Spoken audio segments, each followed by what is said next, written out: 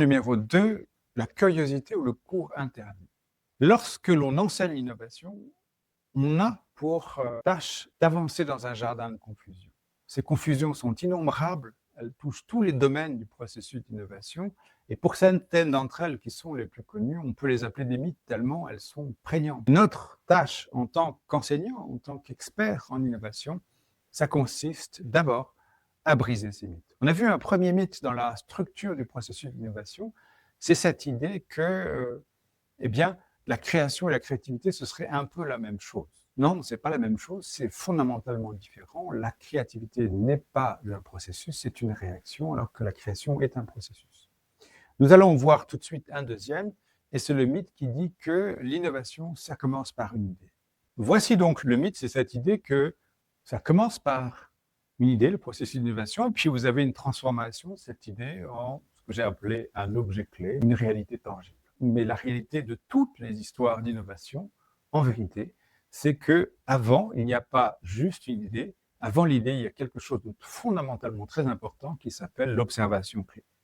Donc voilà le mythe, voilà la réalité. Comment expliquer ce mythe et comment comprendre son existence? Parce que il ne s'agit pas seulement de briser un mythe, de le réduire en poudre, de faire comprendre que ce mythe est une chose fausse. Il faut aussi comprendre pourquoi est-ce qu'il existe. Quelle est la différence entre les deux? Eh bien, c'est l'observation clé. On l'a vu dans le cas d'Amazon. C'est cette feuillet mal imprimé sur du papier de mauvaise qualité, en noir et blanc, qui s'appelle Matrix News et qui a été publié par John S. Quaterman. Ici, on parle de quelque chose qui n'a aucune importance, aucune valeur, aucune noblesse. Et c'est bien la raison pour laquelle on a ce mythe. Ce qui permet de capter une observation clé ici, c'est la curiosité. Il faut comprendre que la curiosité, ce n'est pas la recherche d'un savoir exotique. Parce que si c'était seulement la recherche d'un savoir exotique, on ne comprendrait pas pourquoi la curiosité serait considérée comme un vilain défaut dans notre culture.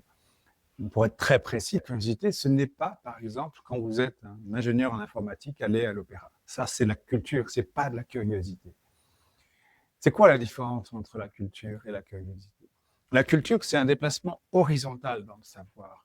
Vous êtes ingénieur en informatique, vous vous intéressez à la musique classique, vous allez vous intéresser à l'intérieur de la musique classique à ce qui est considéré comme étant le plus noble, le plus important, le plus beau. Donc, Bach, Mozart, Beethoven, whatever. Là, on est dans un déplacement horizontal. Alors que la curiosité, c'est fondamentalement un déplacement vertical vers le bas. On s'intéresse à ce qui est considéré comme sans beauté, sans importance, sans intérêt, sans noblesse dans notre culture. Et effectivement, ce feuillet, cette feuille de chou qui s'appelle Matrix News, n'a aucune noblesse. On est loin du vogue qui trône dans le lobby de l'entreprise D.E. Shawn et compagnie. On parle d'un objet qui vient de l'underground, en fait. Et c'est bien l'underground, ce mot qui est utilisé par les artistes pour décrire le lieu où ils trouvent leur inspiration, qui est interdit dans notre culture. Et c'est pour ça qu'on a ce mythe que tout se passe avec une idée. En vérité, ça commence dans l'underground, ça commence par prêter attention, à des choses sans noblesse. Le mot sans noblesse existe en français, c'est un mot très fort, c'est ignoble. La curiosité, ça consiste à s'intéresser à des choses ignobles, et c'est bien ce qu'a fait Jeff Bezos en février 1994. Et vous voyez que ce mythe ne perdure que parce qu'on ne peut pas enseigner la curiosité. Vous ne pouvez pas enseigner dans un établissement d'enseignement supérieur un cours sur les choses sans noblesse, sur les choses sans valeur. C'est antinomique avec la définition ou la conception qu'on a en tout cas d'un enseignement supérieur. Non seulement c'est antinomique, mais ce serait délicat. Mais bon, on a enseigné d'autres matières délicates. Mais voilà, c'est profondément antinomique.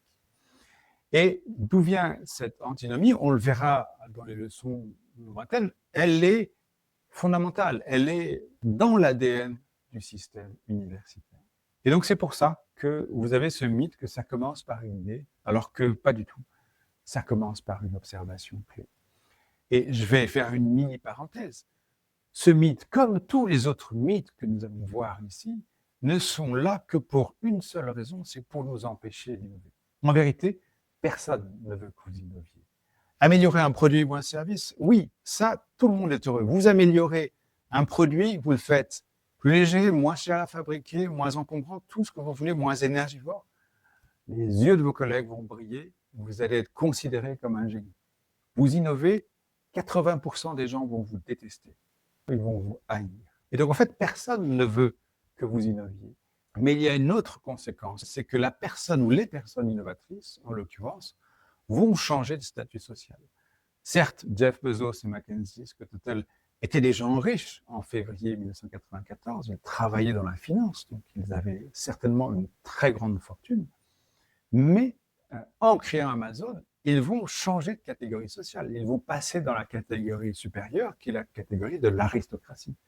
Quand vous avez une fortune qui est la première du monde, quand vous avez 90 milliards de dollars de fortune personnelle, eh bien, vous êtes tout d'un coup l'équivalent d'un chef d'État. Vous avez changé de catégorie sociale. Et ce qui se passe là se passe dans tous les processus d'innovation. Toutes les personnes innovatrices, en plus de créer quelque chose de nouveau qui va changer l'époque d'une manière ou d'une autre, elles vont vivre une transformation, une métamorphose sociale. Le cas de Mohamed Yunus, par exemple, créant le microcrédit, au départ, c'est un professeur d'université. Il dirige le département d'économie à l'université de Chittagong au Bangladesh en 1976. Eh bien, à la fin de son processus, ça va être un lauréat du prix Nobel et aujourd'hui un premier ministre du Bangladesh. Donc, vous voyez comment on a changé de catégorie sociale. Et une des raisons pour lesquelles vous trouvez dans le processus d'innovation autant de mythes, c'est parce que personne, en vérité, ne veut que vous innoviez. On va voir la leçon numéro. À très bientôt.